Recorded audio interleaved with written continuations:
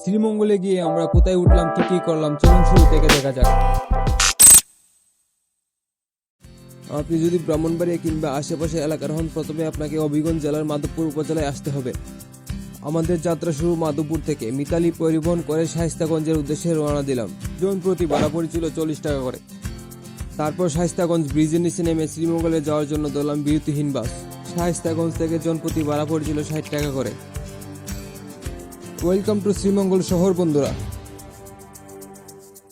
আমার কাছে মনে হয় বাংলাদেশের সবচেয়ে সুন্দর রাস্তাগুলোর মধ্যে শ্রীমঙ্গলের রাস্তা একটি, কারণ আপনি এই রাস্তা দিয়ে গেলে পাহাড় এবং চা বাগানের দৃশ্য দুটোই দেখতে পাবেন।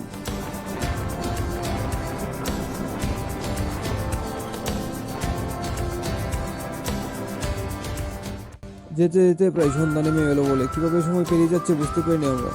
শ্রীমঙ্গলের এই আঁকা বাঁকা রাস্তা এবং চা বাগানের দৃশ্য দেখতে দেখতে আমরা চললাম এক রোমাঞ্চকর যাত্রার উদ্দেশ্যে।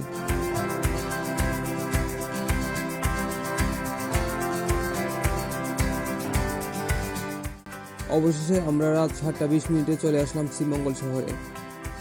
বাস থেকে নেমে 120 টাকায় অটো রিজার্ভ নিয়ে আমরা রওনা দিলাম রাধানগরের দিকে। তারপর গ্র্যান্ড সুলতান রিসোর্টের সামনে নামলাম আমরা।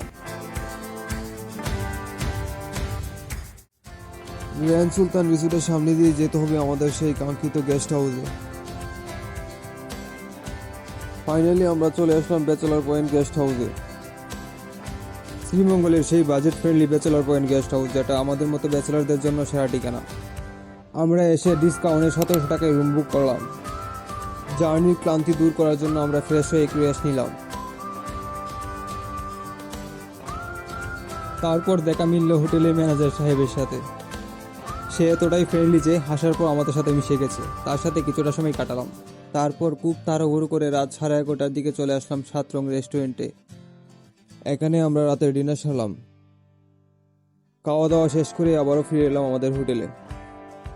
আমাদের রুমের নাম এবং নাম্বার ছিল নেহাল 104। যারা ব্যাচেলর পয়েন্ট নাটক দেখেছেন, আপনাদের হয়তো এই ক্যারেক্টার সম্পর্কে আইডিয়া আছে।